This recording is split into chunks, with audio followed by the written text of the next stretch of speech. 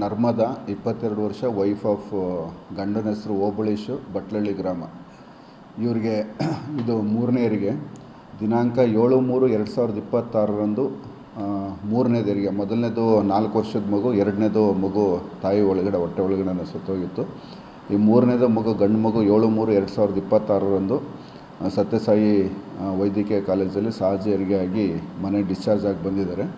ದಿನಾಂಕ 23/4/2026 ಮಕ್ಕಳಾಗ್ದಂಗೆ ಟುಬೆಕ್ಟಮಿ ಆಪ್ರೇಷನ್ ಅಂತ ನಾವೇನು ಕರಿತೀವೋ ಅದು ಆಪ್ರೇಷನ್ ಮಾಡಿಸ್ಕೊಳ್ಳೋಕ್ಕೆ ಚಿಂತಾಮಣಿ ಸಾರ್ವಜನಿಕ ಆಸ್ಪತ್ರೆಗೆ ದಿನಾಂಕ 23/4/2026 ಅಡ್ಮಿಟ್ ಆಗಿದ್ದಾರೆ.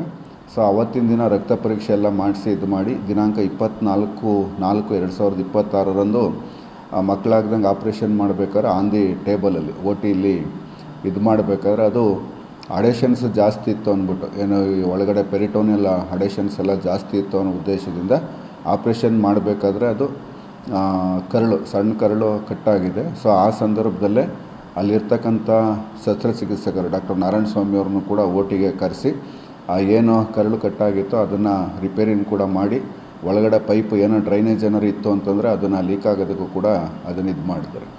ಸೊ ದಿನಾಂಕ 24ರಿಂದ 7ನೇ ತಾರೀಕುವರೆಗೆ ಸಾರ್ವಜನಿಕ ಆಸ್ಪತ್ರೆ ಚಿಂತಾಮಣಿಯಲ್ಲೂ ಕೂಡ ಒಳರೋಗಿಯಾಗಿ ದಾಖಲಾಗಿ ಅದು ಗಾಯನೂ ಕೂಡ ಸಂಪೂರ್ಣ ಗುಣಮುಖ ಆದ ನಂತರ ಆ ಡ್ರೈನೇಜಲ್ಲೂ ಕೂಡ ಯಾವುದೇ ರೀತಿಯಾದ ಇನ್ಫೆಕ್ಷನ್ ಇಲ್ಲ ಅಂತ ಖಚಿತಪಡಿಸ್ಕೊಂಡು 7ನೇ ತಾರೀಕು ಸಂಬಂಧಪಟ್ಟ ನಮ್ಮ ನರ್ಮದಾ 22 ವರ್ಷದ ಏನು ಬಾಣಂತಿ ಇದ್ದಾರೋ ಅವ್ರನ್ನ ಡಿಸ್ಚಾರ್ಜ್ ಮಾಡಿ ಮನೆ ಕಳಿಸಲಾಗಿದೆ.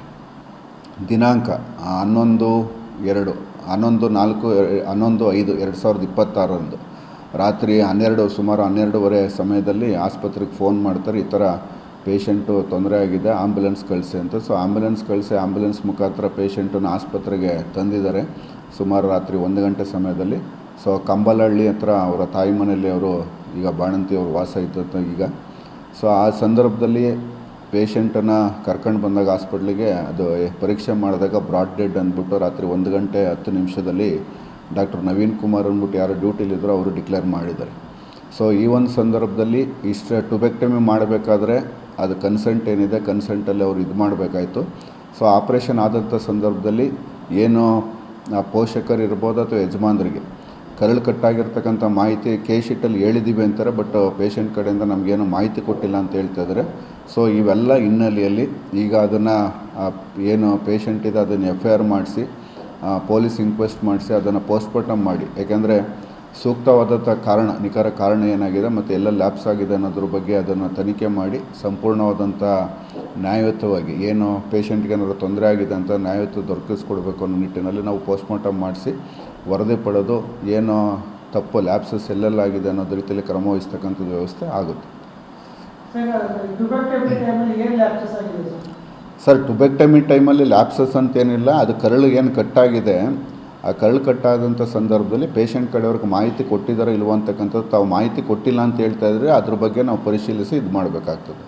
ಯಾಕೆಂದರೆ ಆನ್ ದಿ ಟೇಬಲಲ್ಲಿ ಆಪ್ರೇಷನ್ ಮಾಡಬೇಕಾದ್ರೆ ಏನಾರು ಅಡೇಷನ್ಸು ಎಲ್ಲ ಅಲ್ಲಿ ಒಳಗಡೆ ಇರ್ತಕ್ಕಂಥ ಪೆರಿಟೋನಿಯಮ್ ಅಂತಿರುತ್ತೆ, ಸಣ್ಣ ಕರಳಿರುತ್ತೆ, ಅವೆಲ್ಲನೂ ಕೂಡ ಒಂದಕ್ಕೊಂದು ಅಂಟ್ಕೊಂಡಿದ್ದಾಗ ಆ ಟುಬೆಕ್ಟಮಿ ಮಾಡೋಂಥ ಸಂದರ್ಭದಲ್ಲಿ ಅದು ಅಡೇಷನ್ ಬಿಡಿಸ್ಬೇಕಾದ್ರೆ ಅದನ್ನು ಏನು ಒಂದಕ್ಕೊಂದು ಅಡೇಷನ್ ಬಿಡಿಸೋದಂಥ ಸಂದರ್ಭದಲ್ಲಿ ಸಣ್ಣ ಕರಳಿಗೆ ಡ್ಯಾಮೇಜ್ ಆಗ್ತಕ್ಕಂಥ ಸಂಭವ ಇರುತ್ತೆ.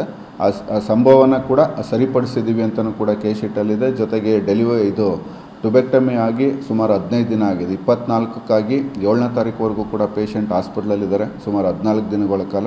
ಸೊ 14 ದಿನದಲ್ಲೂ ಕೂಡ ಯಾವುದೇ ರೀತಿ ತೊಂದರೆ ಇಲ್ಲ ಅಂತಕ್ಕಂಥದ್ದು ಮಾಹಿತಿ ಶೀಟ್ ಪ್ರಕಾರ ಇದೆ ಸರ್.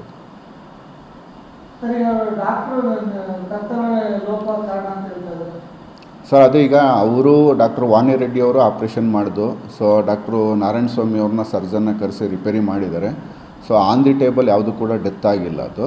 ಸೊ ಈಗ ಆಲ್ರೆಡಿ ಆಪ್ರೇಷನ್ ಆಗಿ 15 ದಿನ ಪ್ಲಸ್ 3 ದಿನ 18 ದಿನಗಳ ಕಾಲ ಆಗಿದೆ.